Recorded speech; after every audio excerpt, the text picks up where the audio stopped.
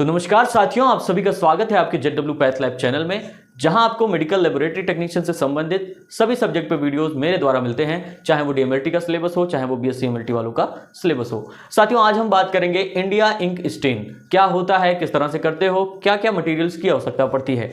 साथ ही साथ वो लोग जो nigrosin stain, Congo red stain, negative stain देखना है, ये वीडियो उनके लिए ही है, क्योंकि निगेटिव स्टेन वो स्टेन होते हैं जो बैकग्राउंड को स्टेन करते हैं, ऑब्जेक्ट को स्टेन नहीं करते हैं, उन्हें हम निगेटिव स्टेन कहते हैं। ये मैंने पहले वीडियो में भी बताया है, लिंक आपको डिस्क्रिप्शन में मिल जाएगा साथियों। तो निगेटिव स्टेन का ही जो एग्जाम्पल होता है उसमें इंडिया इंक स्टेन होता है, निग्रोसिन स्टेन होता है और कॉन्गो रेड स्टेन भी होता है। तो आज का वीडियो इंडिया इंक स्टेन और निग्रोसिन के ऊपर है, यानी निगेटिव स्टेनिंग के ऊपर है। इंडिया इंक स्टेन साथियों कैसे करते हैं, क्या क्या चीज़ों की आवश्यकता पड़ती है, तो मटेरियल रिक्वायर्ड की हम पहले बात करेंगे और उससे पहले हम जानेंगे कि इस स्टेन का नाम इंडिया इंक स्टेन क्यों रखा गया। तो देख लो साथियों, इंडिया इंक स्टेन इसलिए नहीं रखा गया कि इसका डिस्कवर करने वाला कोई इंडिया का साइंटिस्ट था, इसलिए नहीं रखा गया। इसका नाम इंडिया इंक स्टेन ट्रेड के वजह से पड़ गया, यानी यूरोप में सबसे पहले क्या होता था कि चाइना से इसका एक्सपोर्ट इंपोर्ट होता था यूरोप के बीच में, तो यूरोप वाले उसे चाइनीज इंक कहते थे। लेटर कुछ समय बाद इंडिया से संबंध अच्छे हुए यूरोप के, और इंडिया से यूरोप वालों ने स्टेन लेने लगे और इसका नाम फिर वहाँ से इंडिया इंक स्टेन उन्होंने रख दिया। तो इंडिया इंक स्टेन एक कॉमन सा स्टेन होता है जो सबसे पहले हम यूज़ करते थे लिखने वगैरह में, अब हम इसे स्टेनिंग में भी यूज़ करने लगे हैं। इंडिया इंक स्टेन अगर हमें करना है किसी भी बैक्टीरियल कल्चर का, तो हमें कुछ मटेरियल रिक्वायरमेंट होंगी। फर्स्टली माइक्रोस्कोप तो होना ही चाहिए आपके पास, इनोकुलेटिंग लूप होना चाहिए जिसकी मदद से आप कल्चर को यानी अपने सैंपल को आप प्लेस करोगे स्लाइड पे, ठीक है। स्लाइड होनी चाहिए क्लियर आपके पास, इमर्जन ऑयल होना चाहिए ताकि आप 100x पे भी देख सको, गैस बर्नर होना चाहिए जिसपे आप अपने इनोकुलेटिंग लूप को स्टेरिलाइज करोगे, बैक्टीरियल कल्चर चाहिए, सैंपल, इंडिया इंक रिएजेंट और क्रिस्टल वायलेट चाहिए आपको, ठीक है। तो इन चीज़ों की आपको आवश्यकता होगी। इंट्रोडक्शन की बात करें, India ink stain use two types of stain, acidic और basic stain. India ink stain क्या करता है, एसिडिक और बेसिक दोनों स्टेन को मिलाकर किया जाता है। जैसे कि crystal violet being positive stain, positive stain यानी पॉजिटिव चार्ज। पॉजिटिव चार्ज किसके पास होता है साथियों, तो आप मुझे बताइए। पॉजिटिव स्टेन स्टेन कर रहा है बैक्टीरियल सेल वॉल को। सेल वॉल तो आपको पता है बैक्टीरिया की क्या होती है, निगेटिव होती है, ठीक है, यानी ये पॉजिटिव स्टेन है प्लस चार्ज का, तो इसका एग्जांपल हो गया crystal violet. India ink stain में दो स्टेन यूज हुए हैं, एसिडिक और बेसिक स्टेन। तो जो भी क्रिस्टल वायलेट है हमारा, ये पॉजिटिव स्टेन है। पॉजिटिव अगर जैसे कि क्रिस्टल वायलेट ये स्टेन करेंगे बैक्टीरियल के सेल वॉल को।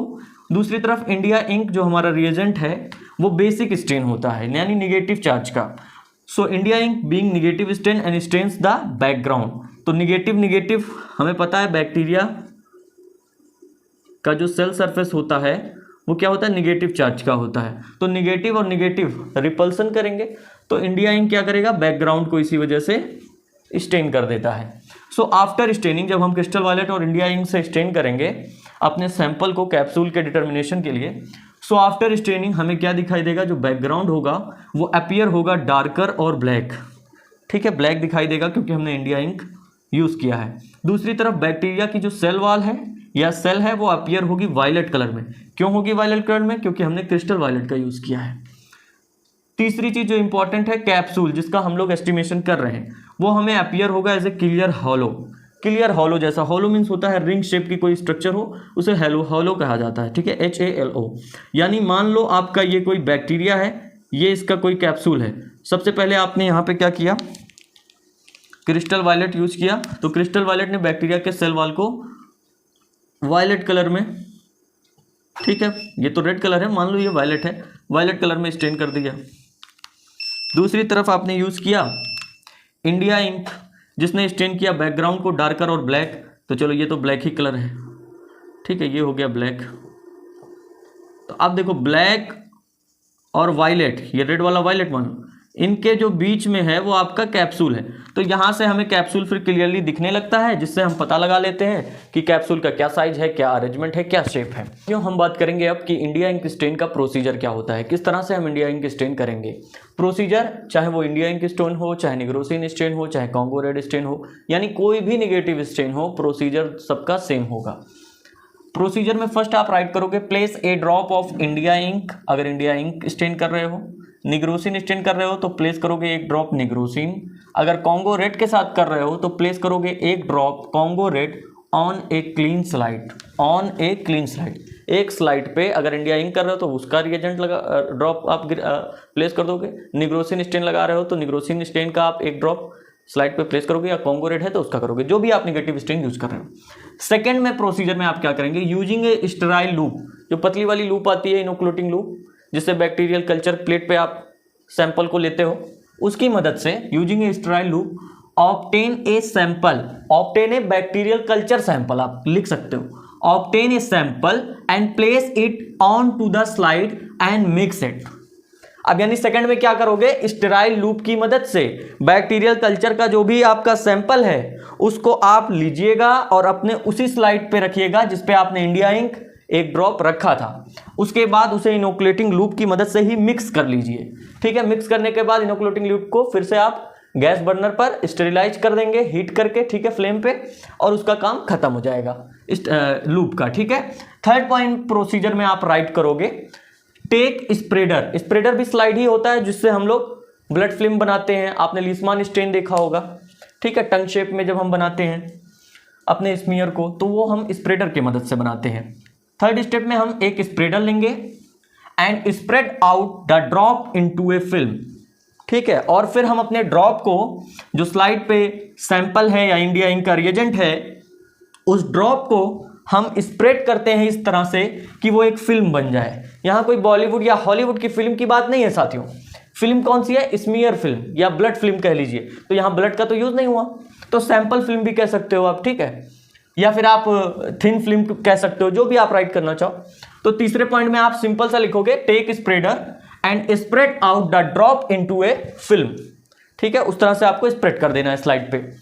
अब स्प्रेड करने के बाद उस स्लाइड को 5 मिनट के लिए एयर ड्राई पे ही छोड़ देंगे। फोर्थ में आप राइट करोगे एयर ड्राई फॉर 5 मिनट। ठीक है, आपने 5 मिनट के लिए छोड़ दिया। फिफ्थ प्रोसीजर में आप राइट करोगे कि अब आपको क्या करना है। यहां फोर्थ स्टेज तक आपने क्या किया, सिर्फ निगेटिव रिएजेंट का यूज किया ताकि आप बैकग्राउंड को कलर दे दो।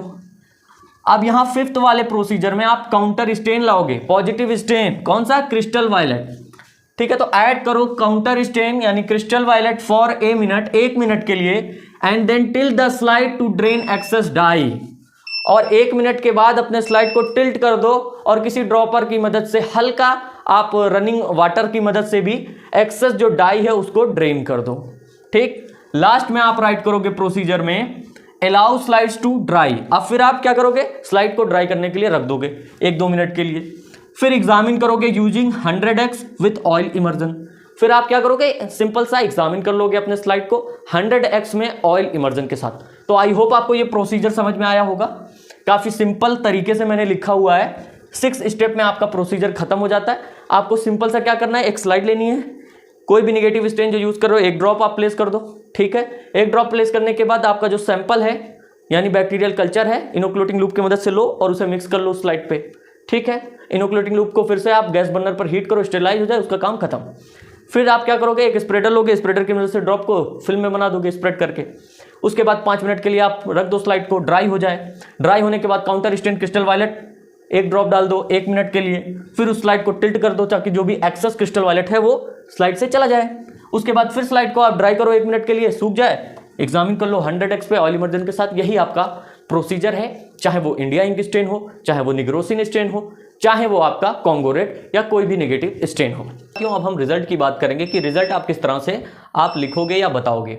तो इंडिया इंक स्टेन या कोई भी नेगेटिव स्टेन हो उसमें हम कैप्सूल देखेंगे, कैप्सुलेटेड बैक्टीरिया है या नॉन कैप्सुलेटेड बैक्टीरिया है। तो इफ कैप्सुलेटेड बैक्टीरिया है तो clear halo zone against dark background हमें दिखाई देगा।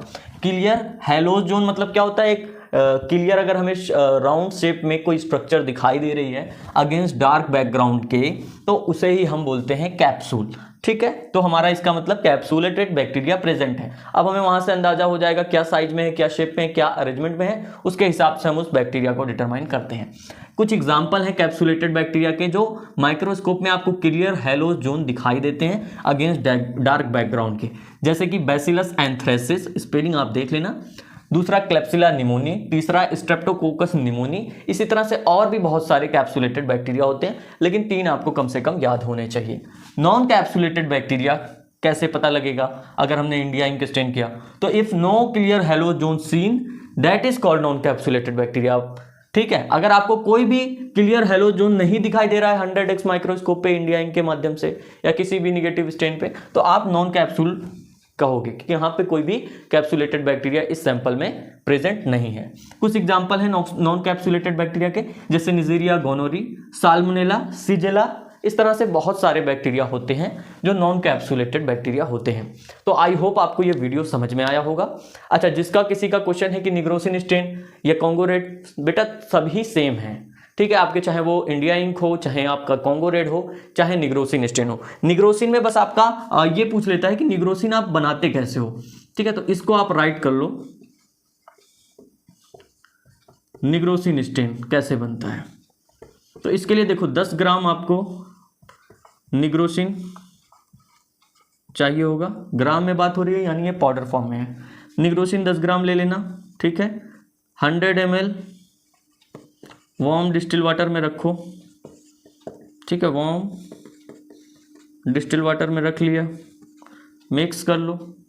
उसके बाद इसमें ऐड कर दो 0.5 ml 40% कंसंट्रेशन में फॉर्मेलिन को। ठीक है, फॉर्मेलिन को, और आपका निग्रोसिन स्टेन बन जाएगा।